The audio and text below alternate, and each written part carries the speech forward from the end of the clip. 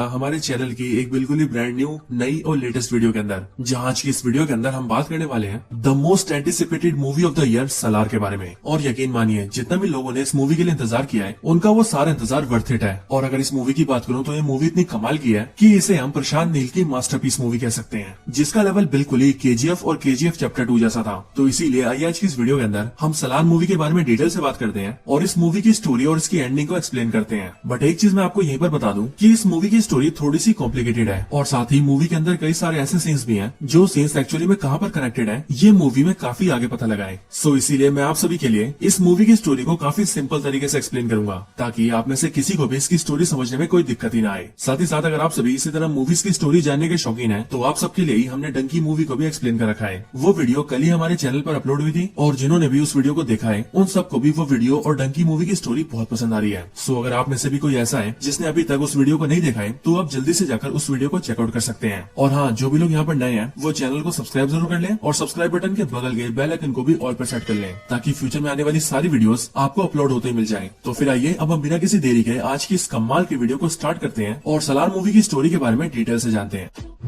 तो इस मूवी की स्टोरी होती है दो छोटे बच्चों से, जिन दोनों बच्चों की एज 10 से 12 साल होती है। इनके नाम होते हैं वर्धा और देवा और ये दोनों ही एक दूसरे के बहुत अच्छे दोस्त होते हैं। मूवी के स्टार्टिंग में ये दोनों साथ में खेल रहे होते हैं, बट तभी इनमें से वर्धा को कुछ बच्चे परेशान करते हैं जो कि इनसे काफी बड़े होते हैं। बट ये देखकर देवा अपने दोस्त वर्धा की हेल्प करता है और वो उन सभी को पीटकर अपने दोस्त को बचा लेता है। और यही हमें ये पता लगता है कि वर्धा और देवा दोनों ही सच्चे दोस्त हैं। बट इसके बाद ही अगले सीन के अंदर हमें एक रात का सीन दिखाया जाता है, जिस रात को बारिश हो रही है और यहाँ पर देवा अपने घर को लॉक कर रहा होता है। देवा के घर के आसपास काफी तबाही मची होती है और देवा के घर के अंदर उसकी मदर होती है और वो अपनी मदर को लॉक करके अपनी मदर को प्रोटेक्ट कर रहा होता है। बट तभी हम ये देखते हैं कि वहाँ पर कुछ गुंडे आ जाते हैं जो कि देवा को पकड़ लेते हैं और उसके घर के गेट को तोड़ देते हैं एंड देन वो उसकी मदर को बाहर निकाल लेते हैं। और फिर हम ये देखते हैं कि वो उन दोनों को मारने की कोशिश करते हैं, लेकिन इससे पहले कि वो गुंडे देवा और उसकी मदर को मार पाते, वहाँ पर एक गाड़ी से वर्धा अपने कुछ आदमियों के साथ आता है। और यहीं पर हमें ये भी पता लगता है कि ये जो आदमी है जो कि देवा और उसकी मदर को मारना चाहते हैं, वो असल में वर्धा के फादर के लोग हैं। और इसीलिए यहाँ पर आते ही वर्धा उन सभी से कहता है कि वो लोग उसके दोस्त और उसकी मदर को छोड़ दें। बट वो सारे उससे कहते हैं कि वो लोग सिर्फ कानून पालन कर रहे हैं और कानून उसी के फादर ने बनाया है, सो इसीलिए उन्हें ये करना ही होगा। ये सुनकर वर्धा भी चुप हो जाता है, लेकिन फिर कुछ टाइम बाद ही वर्धा अपने हाथ से एक मोटा सा कड़ा निकालता है और उसे उस गुंडे को दे देता है जो गुंडा देवा और उसकी मदर को मार रहा था। वर्धा उससे कहता है कि मैं एक सरदार हूँ, लेकिन मैं अपनी पावर तुझे दे रहा हूँ और इसीलिए तू इस पावर को इस कड़े के साथ ले ले और मेरे दोस्त और उसकी मदर को छोड़ दे। ये देखकर वो गुंडा ऐसा ही करता है। वो पावर की लालच में वर्धा का कड़ा लेकर पहन लेता है और इसके बदले में वो देवा और उसकी मदर को छोड़ देता है। देवा को ये देखकर काफी खुशी होती है कि उसके दोस्त वर्धा ने उसकी और उसकी मदर की जान बचाई है। बट यहीं पर वर्धा उससे ये कहता है कि उसके और उसके मदर के लिए ये जगह बिल्कुल भी सेफ नहीं है और इसीलिए हो सकता है कि फिर से उन्हें मारने की कोशिश की जाए एंड दैट्स व्हाई वो ये चाहता है कि वो दोनों यहाँ से निकल जाएं और किसी दूसरी जगह जाकर रहे, एक ऐसी जगह जहाँ उनकी जान को कोई खतरा ना हो। देवा अपने दोस्त वर्धा की बात मान जाता है और वो अपनी मदर को लेकर वहाँ से जाने लगता है, लेकिन जाने से पहले वो अपने दोस्त वर्धा से एक वादा करता है और वो वर्धा से कहता है कि जिंदगी के अंदर अगर वर्धा को कभी भी देवा की जरूरत हो तो वो बस उसे एक बार बुलाएगा तो वो तभी आ जाएगा। और साथ ही देवा अपने दोस्त वर्धा से ये भी कहता है कि वो उसके लिए पूरी दुनिया तक को मार सकता है, इसीलिए वो देवा की इन बातों को कभी ना भूलें। और फिर इसके बाद देवा अपनी मदर के साथ वहाँ से चला जाता है और फिर यहीं पर ही वर्धा अपने दोस्त देवा को एक नया नाम देता है और वो उसे नाम देता है सलार। इसके बाद ही सीन शिफ्ट होता है और हम कुछ बहुत ही खतरनाक गुंडों को देखते हैं। यहीं पर ये लोग किसी की ट्रैकिंग कर रहे होते हैं और तभी ये लोग उसे ट्रैक करके ढूंढ लेते हैं और फिर हमें पता लगता है कि जिसे ये लोग ट्रैक कर रहे थे वो और कोई नहीं बल्कि श्रुति हसन है। ये सारे गुंडे श्रुति हसन का पता लगते ही जल्दी से उसके बारे में अपने सुपीरियर्स को बताते हैं और फिर हम ये देखते हैं कि जो इनके सुपीरियर्स हैं वो बहुत ही बड़े गैंगस्टर्स हैं और वो न सिर्फ बहुत पावरफुल हैं बल्कि उनके हाथ में कंट्रोल भी बहुत ज्यादा है। श्रुति हसन के बारे में पता लगते ही वो सुपीरियर गैंगस्टर्स अपने सारे लोगों को ये ऑर्डर्स देते हैं और सबको ये बताते हैं कि ये श्रुति हसन उसकी बेटी है जिसे हम मारना चाहते हैं, यानी कि हमारा दुश्मन। लेकिन अब क्योंकि इसकी बेटी यहाँ इंडिया आ रही है, सो इसीलिए इसके इंडिया आते हमें इसे उठा लेना है। और फिर इसीलिए ये बोलकर वो सुपीरियर गैंगस्टर्स अपने सारे लोगों को उसकी फोटो ही भेज देते हैं। बट फिर इसी टाइम पर श्रुति हसन के डैड को इस बारे में पता लगता है कि उसकी बेटी इंडिया जा रही है और क्योंकि वो खुद इस टाइम पर न्यूयॉर्क में होता है, इसीलिए वो इंडिया में अपने एक आदमी को फोन करता है और उससे कहता है कि वो श्रुति हसन का ध्यान रखे और उसे उसके दुश्मनों से बचाए और उसे किसी तरह से उसे एक आदमी के पास पहुंचा दे, क्योंकि सिर्फ वही है जिसके पास मेरी बेटी सेफ रह सकती है। वो आदमी ऐसे ही करता है। वो श्रुति हसन के इंडिया आते ही उसे जल्दी से किडनैप कर लेता है और उसे सीधा असम ले जाता है और असम में एक स्कूल टीचर के घर पे छोड़ देता है और स्कूल टीचर को ऐसा विश्वास दिला देता है कि वो लड़की एक टीचर है जो कि उसके स्कूल में पढ़ाना चाहती है। और फिर यहीं पर हमें पता लगता है कि वो स्कूल टीचर और कोई नहीं बल्कि देवा की मदर है, यानी कि देवा और उसकी मदर काफी सालों से यहाँ पर रह रहे हैं। और इसके साथ ही यहीं पर एंट्री होती है हमारे हीरो सलार की। अब ये आदमी श्रुति हसन को यहाँ पर इसीलिए लाया होता है क्योंकि श्रुति हसन के फादर को ये पता था कि वो गैंगस्टर जो कि उसकी बेटी को ढूंढ रहे हैं वो पूरे देश में उसकी बेटी को कहीं भी पकड़ सकते हैं, लेकिन एक ही ऐसा आदमी है जो कि उसकी बेटी को बचा सकता है और वो है देवा। और इसीलिए उसने अपनी बेटी को यहाँ पर रखवाया है ताकि वो कुछ दिन यहाँ पर छुप कर रहे और जैसे ही मामला ठंडा हो वैसे ही वो अपनी बेटी को लेकर यहाँ से चला जाए। और फिर इसीलिए श्रुति हसन यहाँ पर एक टीचर बनकर रहने लगती है। लेकिन फिर कुछ ही दिनों बाद उस सुपीरियर गैंगस्टर्स के कुछ गुंडे श्रुति हसन को असम के अंदर भी ढूंढ लेते हैं और इसीलिए वो लोग अपने सुपीरियर्स को ये बात बता देते हैं कि वो लड़की भी असम में छुपी है। इसके बाद इस स्टोरी के दूसरे सीन के अंदर हम एक अंग्रेज को देखते हैं जो कि इंडिया के एक आदमी से डील करता है और उससे ये कहता है कि उसके पास ट्रक भर के गन्स हैं जो कि उसे इंडिया से नेपाल पहुंचाना है, वो भी पुलिस से बच के। और फिर इसीलिए उस अंग्रेज ने जिससे बात की होती है वो आदमी भी सीधा उस सुपीरियर गैंगस्टर्स के गुंडों से बात करता है और उनसे कहता है कि वो इस ट्रक को इंडिया से नेपाल पहुंचाए। जिसके बाद ही वो सारे गुंडे उस ट्रक के सारे कंटेनर्स के ऊपर एक स्पेशल स्टैंप लगा देते हैं जो स्टैंप देखने में एक मॉन्स्टर जैसा होता है और वो लोग अंग्रेज से कहते हैं कि इस स्टैंप को इस पूरे देश के अंदर कोई भी नहीं रोक सकता। और फिर इसीलिए वो लोग उसके ट्रक को ले जाने लगते हैं। थोड़ी देर बाद हमें ऐसा दिखता भी है क्योंकि जैसे ही ट्रक थोड़ा आगे जाता है वैसे ही बहुत सारे पुलिस इस ट्रक को घेर लेती है, लेकिन जैसे ही पुलिस इस स्टैंप को देखती है वैसे ही पुलिस भी वहाँ से भाग जाती है और ट्रक को जाने के लिए कहती है। और फिर हमें पता लगता है कि ये स्टैंप जिस भी आदमी का है वो बहुत ही डेंजरस और पावरफुल है, इतना ज्यादा कि उससे पुलिस और सरकार भी डरती है। सुपीरियर गैंगस्टर्स का जो गुंडा इस ट्रक को ले जा रहा होता है उसे ही अपने सुपीरियर्स का फोन आता है जो लोग उससे कहते हैं कि अभी जो वो ट्रक को नेपाल लेके जा रहे हैं वो काम वो बाद में करें, लेकिन उससे पहले वो असम जाए क्योंकि वहाँ पर उनका कुछ आदमियों को वो लड़की मिल गई है जिसे वो ढूंढ रहे थे और इसीलिए वो ये चाहते हैं कि उस लड़की को जल्द से जल्द उनके पास लाया जाए। इसके बाद फिर वो सारे गुंडे मिलकर जल्दी से असम जाते हैं और श्रुति हसन को पकड़ लेते हैं। बट इसी टाइम पर देवा और उसकी मदर भी वहाँ पर होते हैं और इसीलिए वो लोग ये देखते हैं कि वो सारे गुंडे मिलकर श्रुति हसन को वहाँ से ले जा रहे हैं। एंड दैट्स व्हाई देवा की मदर देवा से कहती है कि वो जाकर उस लड़की की मदद करें। जिसके बाद देवा अपना असली रूप दिखाता है और वो उन सारे गुंडों को बड़ी जल्दी पीट देता है। साथ ही साथ देवा उस ट्रक के ऊपर भी अटैक कर देता है जिस ट्रक के अंदर स्टैंप वाले कंटेनर्स लगे थे। बट ये देखते ही जिस अंग्रेज का वो सामान होता है वो अपने आदमी से कहता है कि आखिरकार तुमने तो ये बोला था कि इस पूरी कंट्री के अंदर इस स्टैंप लगे कंटेनर्स को छूने की भी हिम्मत किसी में नहीं है, तो फिर आखिरकार ये कौन है जिसने हमारे कंटेनर्स को उड़ा दिया। लेकिन फिर इतना पूछने के बाद ही उसे ये जवाब मिलता है कि जिस आदमी ने इन स्टैंप्स को बनाया है वो आदमी यही है,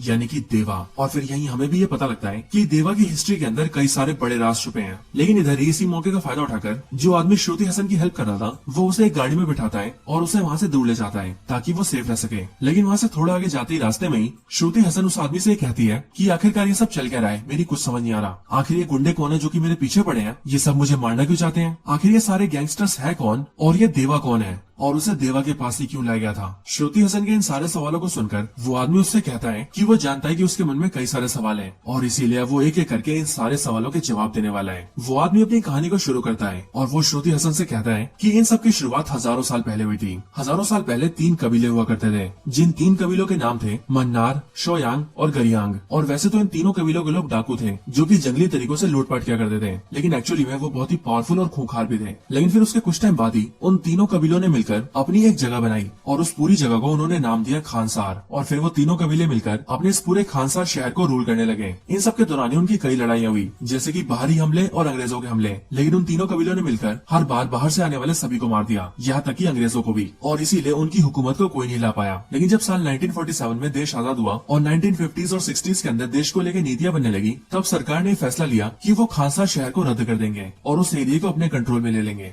लेकिन फिर जब सरकार ने ऐसा करने की कोशिश की तभी उन तीनों कबीलों में से मन्नार कबीले के हेड ने सरकार के आगे बगावत कर दी और सरकार के कई सारे मंत्रियों को मार दिया और सरकार को ये धमकी दी कि वो कभी भी खानसार की तरफ उंगली भी न उठाए। जिसके बाद ऐसा ही हुआ और फिर कभी सरकार ने भी खानसार के लिए कोई एक्शन नहीं लिया। इसके बाद मन्नार कबीले का वो लीडर धीरे धीरे करके पूरे खानसार का हेड बन गया और क्योंकि वो एक बहुत ही महान लीडर था इसीलिए उसने भी धीरे धीरे करके खानसार में काफी डेवलपमेंट किए। उसने खानसार में बढ़िया बढ़िया बिल्डिंग्स बनाई, खानसार के लिए एक पूरी मिलिट्री खड़ी कर दी जिनके पास खुद के सोल्जर्स थे। उन्होंने अपने लिए कई सारे हथियार लिए और यहाँ तक कि उस लीडर ने खानसार के लिए कई सारे कानून भी बनाए और खानसार के इस लीडर का नाम था शिव मन्नार। इसके साथ ही खानसार के अंदर शिव मन्नार ने एक डेमोक्रेटिक सिस्टम भी बनाया जिस सिस्टम के अंदर उसने खुद का एक पार्लियामेंट सिस्टम खड़ा किया। शिव मन्नार ने पूरे खानसार को 101 पार्ट्स में बांटा और उस सारे एरियाज को रिप्रेजेंट करने के लिए एक वोट पावर बनाई। जिसके बाद अपनी सभा के अंदर उन्होंने 3 सिस्टम बनाए, पहला कपार, दूसरा सरदार और तीसरा कर्ता, और इन तीनों के लिए अलग अलग कड़े बनाए गए। इस पूरी सभा में कपार की संख्या 62 थी, सरदार की संख्या 8 और कर्ता की 1। सभी कपार को 1 वोट पावर दी गई जिसे रिप्रेजेंट करने के लिए उन सभी को एक पतले कड़े भी दिए गए, जो कि इस बात को रिप्रेजेंट करते थे कि वो सभी कपार है। अगली बारी सरदार की, तो एक सरदार को 3 वोट पावर्स दिए गए और इसीलिए 8 के 8 सरदारों के पास 3 वोट पावर्स हैं, जो कि मिलकर बनती है 24 और उन्हें रिप्रेजेंट करने के लिए इन सभी को मोटे कड़े दिए गए। लेकिन फिर आखिर में आता है कर्ता, जिसे मिले 15 वोट पावर्स और इसीलिए इसका कड़ा भी सबसे मोटा है। और अपने इस पूरे सिस्टम के अंदर शिव मन्नार खुद कर्ता बना, जो कि सबसे ज्यादा वोट पावर्स के साथ पूरे खानसार को लीड करेगा। इस पूरे सिस्टम से खानसार के सारे लोग बहुत खुश थे और शिव मन्नार बहुत बेहतर तरीके से खानसार को रूल करते थे। लेकिन फिर कुछ टाइम बाद ही नेचुरल रीजंस की वजह से शिव मन्नार की डेथ हो गई। लेकिन फिर शिव मन्नार के मरने के बाद तीनों कबीलों ने और पूरी सभा के सारे सदस्यों ने मिलकर ये फैसला लिया कि अब से शोयांग कबीले के हेड को ही खानसार का कर्ता बनाया जाएगा, जिसके बाद वही खानसार को लीड करेंगे। बट ये बात शिव मन्नार के बेटे राज मन्नार को बहुत बुरी लगी और इसीलिए उसने शोयांग कबीले के हेड को मार दिया ताकि वो कर्ता न बन पाए। और इसके साथ ही शोयांग कबीले का कोई भी सदस्य कभी भी उसके खिलाफ बगावत न कर पाए, इसके लिए उसने ये ऑर्डर्स जारी कर दिए कि शोयांग कबीले के सारे लोगों को मार दिया जाए। जिसका मतलब ये था कि खानसार में रहने वाले 3 कबीलों में से अब एक कबीले को पूरी तरह से मिटा दिया जाएगा। और फिर ये सब करने के बाद राज मन्नार खुद ही खानसार का कर्ता बन गया। साथ ही साथ उसकी सभा से भी कोई उसकी बगावत न करे, इसीलिए उसने अपने परिवार के सदस्यों में से ज्यादातर को कर्ता बना दिया। शिव मन्नार की 2 पत्नियां थी, जिनमें से पहली बीवी से उसे 2 बच्चे थे, जो कि थे ये दोनों, एक बेटा और एक बेटी, जिनमें बड़ा वाला बेटा गरुड़ा है, KGF वाला गरुड़ा। इसके साथ ही दूसरी बीवी से भी इन्हें 2 बेटे थे, जिनमें एक था वर्धा और दूसरा वर्धा का छोटा भाई। और अब अगर आप सभी ने ध्यान दिया हो तो आपको पता लगेगा कि ये वही वर्धा है जो कि देवा का दोस्त है। इसके साथ ही यहाँ पर हमें ये भी पता लगा कि राज मन्नार का बेटा गरुड़ा, उसकी छोटी बहन और उसकी बेटी का पति यानी कि राज मन्नार का जमाई और साथ ही साथ उसकी पत्नी का भाई यानी कि उसका साला, ये चारों सदस्य उसकी सभा में सरदार थे और उसने अपने परिवार के सदस्यों को यह पद दिया था। लेकिन राज मन्नार ने वर्धा को कोई भी पोस्ट नहीं दिया था। लेकिन ऐसा इसीलिए क्योंकि जब वर्धा छोटा था तभी राज मन्नार ने वर्धा को पोस्ट दी थी और उसने उसे एक सरदार बनाया था। लेकिन अगर आप सभी को याद हो तो मूवी के स्टार्टिंग के सीन के अंदर ही वर्धा अपने सरदार वाला वही कड़ा निकालकर उस गुंडे को सौंप देता है जो कि देवा और उसकी मदर को मारने आया था। और वर्धा की इसी हरकत को देखकर शिव मन्नार उससे गुस्सा हो गया था और इसीलिए उसने उसके बाद उसे कोई पद नहीं दिया था। इन सब के साथ ही राज मन्नार ने अपने रूल करने के साथ ही अपने पिता के बनाए कानून में भी बदलाव किए थे और कुछ कानूनों को बदल दिया था। और एक कानून ये भी बना दिया था कि जो भी ताकतवर हो वो कर्ता से बगावत करके और उसे हरा के या मार के खानसार के ऊपर रूल कर सकता है, यानी कि जो पावरफुल होगा उसी की डोमिनेंस चलेगी। इन सारे कानूनों और अपने तरीकों के साथ मिलकर राज मन्नार ने खानसार के ऊपर 25 सालों तक रूल किया और उसके पूरे राज के अंदर कभी भी कोई कमी नहीं आई। लेकिन फिर एक दिन अचानक से राज मन्नार ये डिसाइड करता है कि उसे किसी जरूरी काम से खानसार से बाहर जाना है। बट फिर इसी टाइम पर राज मन्नार का जमाई उसके पास आता है और उससे कहता है कि उसे अपने बेटे वर्धा को ठुकराए हुए काफी टाइम हो चुका है, लेकिन अब शायद उसे वर्धा को बुला लेना चाहिए। इसके बाद ही हमें देखते हैं कि राज मन्नार वर्धा की बात सुनकर इमोशनल हो जाता है और यहीं पर हमें ये भी पता लगता है कि अपने सारे बच्चों में से राज मन्नार सबसे ज्यादा प्यार वर्धा से ही करता है। और इसके साथ ही जब भी वो वर्धा को देखता है तब उसे अपने पिता की याद आती है एंड दैट्स व्हाई राज मन्नार ये मन बना लेता है कि वो अपने बाद अपने बेटे वर्धा को ही कर्ता बनाएगा। इसके बाद ही राज मन्नार अपनी बेटी को टेम्पररी बेसिस के लिए कर्ता बनाता है और उससे कहता है कि जब तक वो वापस नहीं आता तब तक वो उसकी जगह रहकर रूल करेगी। इसके साथ ही वो सभा के अंदर अपने बेटे वर्धा को बुलाता है और 8 सरदारों में से एक सरदार की पोस्ट लेकर वर्धा को एक सरदार बना देता है। और साथ ही वो ये भी अनाउंस करता है कि जब वो वापस आएगा तब वो अपने बेटे वर्धा को कर्ता बना देगा, जिसके बाद उसका बेटा वर्धा ही खानसार पर रूल करेगा।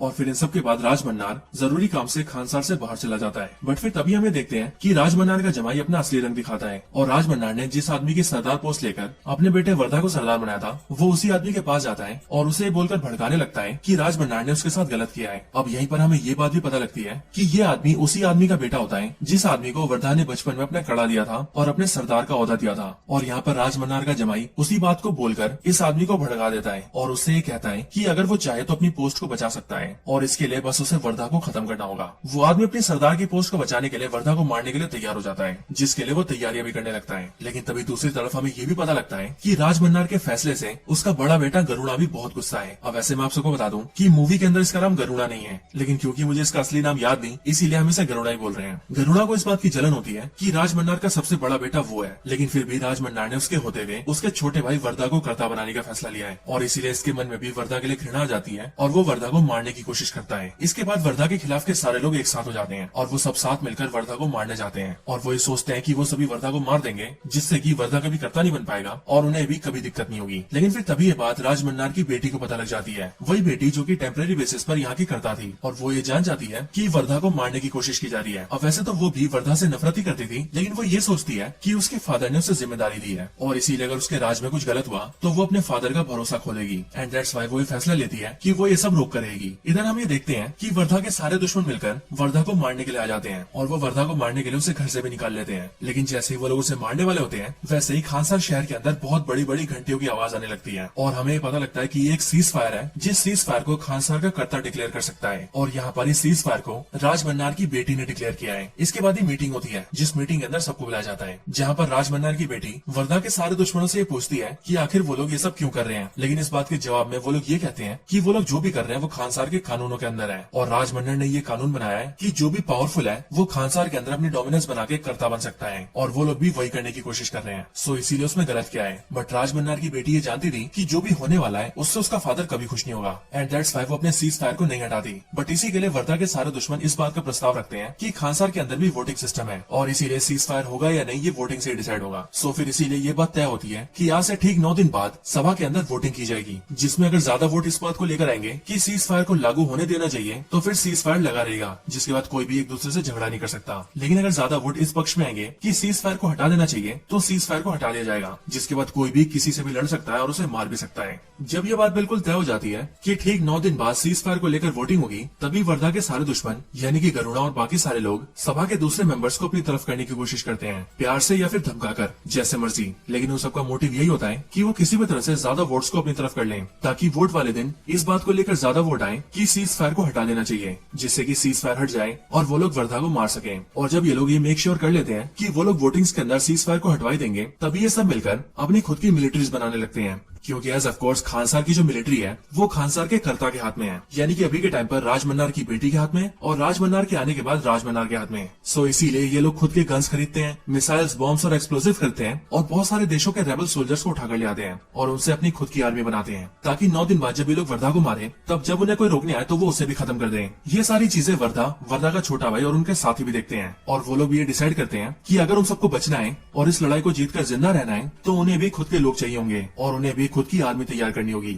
और फिर इसी के लिए वर्धा का छोटा भाई उससे पूछता है कि उनकी आर्मी कहाँ है, वो कब उसे तैयार करेंगे। और फिर इसीलिए वर्धा खानसार से निकलकर सीधा एक जगह जाता है, जो जगह होती है गुजरात के एक छोटे से गांव में, और वहाँ जाकर वो मिलता है अपने पुराने दोस्त देवा से। वहाँ आकर वो देवा उसकी मदर से मिलता है और वो देवा से ये कहता है कि उसे उसकी मदद की जरूरत है। और क्योंकि देवा ने अपने बचपन के दोस्त वर्धा से ये वादा किया था कि वो जिंदगी में जब भी उसे बुलाएगा तब वो उसके लिए हाजिर होगा और जो वो चाहेगा वो करेगा, एंड दैट्स व्हाई देवा वर्धा के साथ चला जाता है। जिसके बाद वर्धा देवा को लेकर खानसार में आता है। बट यह देखकर वर्धा के साथी काफी नाराज होते हैं, क्योंकि उन्हें ऐसा लगता है कि वर्धा पूरी आर्मी बिल्ड करने की बजाय सिर्फ एक ही आदमी को उठाकर ले आया है, जो कि शायद से किसी काम का नहीं है। लेकिन एक्चुअल रियलिटी क्या है ये तो हम और आप जानते हैं, क्योंकि जिस बंदे को वर्धा लेकर आया है वो अकेला ही किसी आर्मी से भी बढ़कर है, क्योंकि वो है सलार। इसके बाद ही सभी लोग तैयार होते हैं और सीधा वोटिंग्स का वेट करते हैं, एंड देन फिर वो दिन आ जाता है जिस दिन सीज फायर के ऊपर वोटिंग्स होती है। बट फॉर्चुनेटली इसी दिन वर्धा का फादर राज मन्नार भी आ जाता है, जो कि खानसार का करता है विद 15 वोट्स। और इसीलिए जब वोटिंग्स होती है तब पहले तो सीज फायर को हटाने को लेकर ज्यादा वोटिंग्स आती है, लेकिन फिर जैसे ही राज मन्नार अपना वोट डालता है वैसे ही उसके 15 वोट्स की वजह से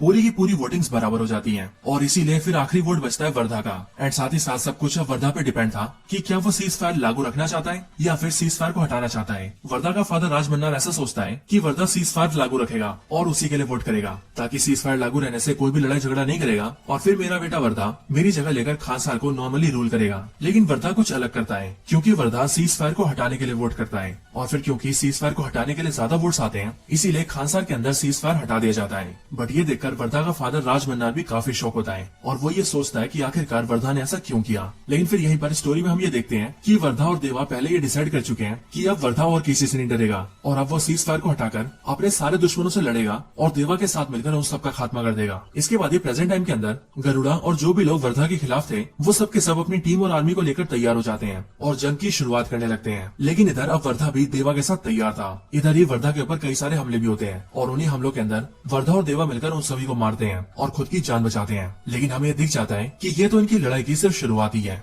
लेकिन इधर दूसरी तरफ हम ये देखते हैं कि राज मन्नार अपनी बेटी के साथ होता है, बट तभी उसी टाइम पर एक आदमी राज मन्नार पर अटैक कर देता है, जिस अटैक से राज मन्नार बच जाता है और उसे पकड़कर घायल कर देता है। और जब उससे वो पूछता है कि आखिर वो कौन है और उसने उसके ऊपर क्यों अटैक किया, तब वो आदमी राज मन्नार के सामने एक बहुत बड़ा खुलासा करता है। वो राज मन्नार से कहता है कि वो शोयांग कबीले से है, यानी कि वही कबीला जिस कबीले के हेड को आज से कई साल पहले खानसार का कर्ता बनाया गया था। लेकिन राज मन्नार ने उसे मार दिया था और उसके साथ साथ उसके पूरे कबीले के लोगों को भी खत्म करवा दिया था। बट जब राज मन्नार के आदमी पूरे कबीले के लोगों लोगों को मार रहे थे तब उसी टाइम पर उन्होंने अपने कई सारे बच्चों को छुपा लिया था, जिससे कि उन सारे बच्चों की जान बच गई और वो उन्हीं में से एक बच्चा है। इसके साथ ही वो ये भी बताता है कि राजमन्नार का जमाई भी एक शोयांग है और उन्हीं की तरह भी सैकड़ों शोयांग जिंदा है, जो कि कई सालों से युद्ध की तैयारी में है और अब वो राजमन्नार की पूरी सल्तनत को खत्म करने वाले हैं और इस तरह से वो लोग अपने माता पिता और अपने कबीले का बदला लेंगे। इसके साथ ही वो सभी राजमन्नार को ये भी बताते हैं कि हमारे कबीले के जिस हेड को उसने मारा था उसके लोग उसके बेटे और उसकी बीवी को भी मारने गए थे, लेकिन उसके बेटे और उसकी बीवी की जान बच गई। और फिर हमें भी यहाँ पर ये पता लगता है कि शोयांग कबीले के हेड के जिस पत्नी और बेटे की वो बात कर रहा है वो और कोई नहीं बल्कि देवा और उसकी माँ है, यानी कि देवा ही वो बच्चा है जो कि शोयांग कबीले के हेड का बेटा था, यानी कि वही जिसे राजमन्नार ने मार दिया था। मतलब कि देवा के फादर को मारने वाला और कोई नहीं बल्कि उसी के सबसे प्यारे दोस्त वर्धा का पिता राजमन्नार है। साथ ही साथ यहीं पर वो आदमी राजमन्नार से ये भी कहता है कि तुमने हमारे हेड को मारा था, जो हेड खानसार का भी लीडर बनने वाला था, और अब क्योंकि देवा उसका बेटा है इसीलिए अब वही हमारे कबीले का हेड है और रियलिटी के अंदर वही खानसार का असली लीडर भी है, यानी कि खानसार का असली कर्ता। इसके बाद ही राजमन्नार अपनी बेटी से बात करता है और वो बेटी से ये भी कहता है कि वो कुछ टाइम पहले जब खानसार से बाहर गया था तो वो एक बहुत ही जरूरी काम से गया था। असल में उसे एक खबर मिली थी कि खानसार के अंदर से कोई है जिसने बहुत बड़ी मात्रा में गन्स और बॉम्ब्स का ऑर्डर दिया था और इसीलिए वो ये जानता है कि खानसार के अंदर कोई तो है जो कि खानसार में बगावत लाना चाहता है। और फिर यहीं पर हमें पता लगता है कि राजमन्नार जो भी सोच रहा है वो बिल्कुल सही है, क्योंकि खानसार के एक सभा का मेंबर जो कि राजमन्नार के भी काफी करीब है, उसने ही खानसार के अंदर बहुत बड़े पैमाने में बंदूकें, मिसाइलें और बॉम्ब्स को इकट्ठा कर लिया है और अब वो भी इस तैयारी में है कि वो खानसार के ऊपर अटैक करें। लेकिन फिर यहीं पर ही ये मूवी एंड हो जाती है। अब हालांकि ये मूवी तो यहाँ पर एंड हो चुकी है, लेकिन इसने अपने पार्ट 2 के लिए और आगे आने वाले सीक्वल्स के लिए बहुत बड़ा फ्यूचर खोल दिया है और अब आगे हम कई सारी बड़ी बड़ी लड़ाइयां देखने वाले हैं। सो मेरे अकॉर्डिंग तो यही होगा कि जो भी हम सभी ने सलार पार्ट 1 सीज फायर के अंदर देखा है वो तो इस पूरी फ्रेंचाइजी का सिर्फ एक ट्रेलर था, क्योंकि असली तबाही आगे होने वाली है। सो दोस्तों यही थी वीडियो सलार मूवी की स्टोरी और उसकी एंडिंग के ऊपर। आप सभी को ये वीडियो कैसी लगी मुझे कमेंट्स के अंदर जरूर बताएं और अगर आप सभी का कोई और रिकमेंडेशन हो तो वो भी कमेंट्स के अंदर बता सकते हैं। वीडियो पसंद आई हो तो लाइक करें, चैनल को सब्सक्राइब नहीं किया तो अभी के भी सब्सक्राइब करें, वीडियो को शेयर करना चाहते हैं तो ज्यादा से ज्यादा शेयर करें और आप सभी इसी तरह से हंसते और मुस्कुराते रहें। मैं आप सबसे मिलता हूँ ऐसी किसी और बेहतरीन वीडियो में, तब तक के लिए गुड बाय।